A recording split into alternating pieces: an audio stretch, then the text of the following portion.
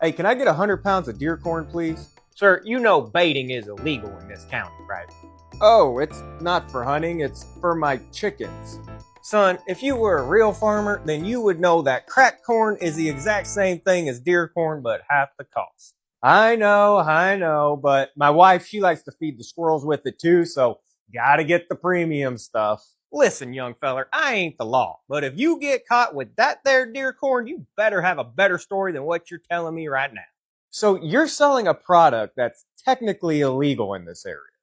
Pretty messed up, ain't it? So why do they even put deer on the label then? You really want to know the truth? I guess.